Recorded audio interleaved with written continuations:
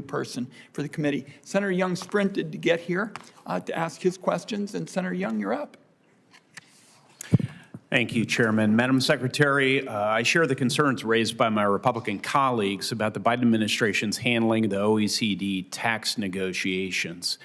Every single member of this committee, Republican or Democrat, should be outraged at the way President Biden has undermined Congress's constitutional role in tax writing.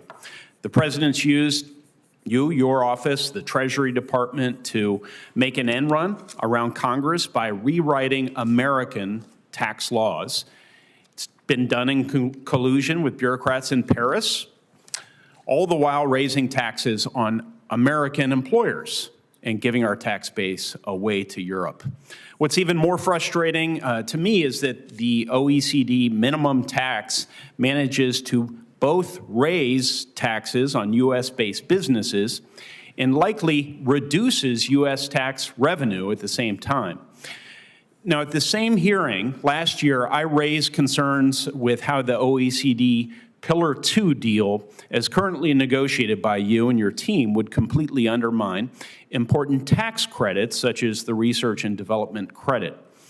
I haven't heard of any significant movement from Treasury on that front since the time of that hearing until earlier this week. On Tuesday, your Deputy Assistant Secretary for International Affairs, Scott Levine, was quoted saying that while he believes favorable tax treatment for the U.S. R&D credit will be resolved with OECD administrative guidance, it's possible it will be necessary for the Biden administration to revert to what he called Plan B.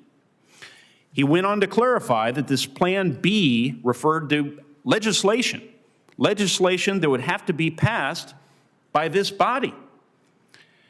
Now, Madam Secretary, this is the first that I had heard of the need for legislation to address the administration's failure to secure U.S. interests in the Pillar 2 model rules. This needs to be fixed. I said it last year, I'll say it again now. You need to go back to the table and negotiate. And if you're unable to fix this with the OECD, please tell me more about this Plan B. Please tell me more about this Plan B so we know what's coming, including how much this hypothetical legislation is going to cost the American taxpayer. So countries participating in the OECD process understand that the treatment of the R&D tax credit is a critical issue for us, and we believe we have an opening to negotiate with them to try to resolve this in a way that will be favorable. And that will be through OECD administrative guidance, presumably. Right, and if that fails, according to Deputy Assistant Secretary Levine, we'll be resorting or reverting to Plan B. Well, look, we have resolved a number of issues favorably through administrative guidance that affect the United States, such as the treatment of I've tax got equity, a minute 20.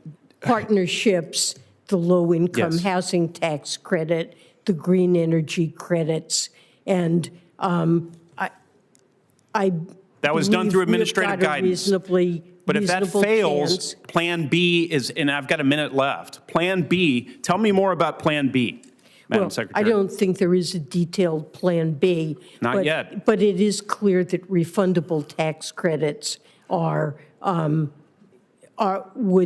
not be penalized by the global minimum tax. And so it is conceivable that this could be restructured to clearly qualify, and we would stand ready to work with you to accomplish that. Do you commit to providing this committee with updated revenue estimates for Pillar 2 and for the proposed Plan B legislative action within the next, say, 60 days? I mean, this committee needs to know what to expect and what sort of Plan B to prepare. We are working to resolve this issue, and we'll stay in close touch with you as we do that. Can we get this information in the next 60 days, Madam Secretary? We will let you know how the negotiations are proceeding. I'm not promising to provide estimates of a Plan B that hasn't been worked out or does not exist. We're working to resolve this. It sure would be nice to have Treasury's assistance to contingency plan for the failure of providing some influence in what OECD's administrative guidance looks like.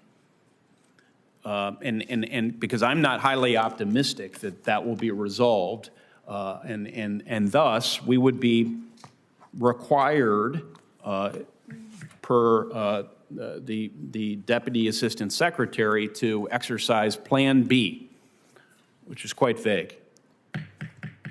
Thank you, Chairman. I thank my colleague, and I think this is an important issue to be clear on. First of all, Senator Young has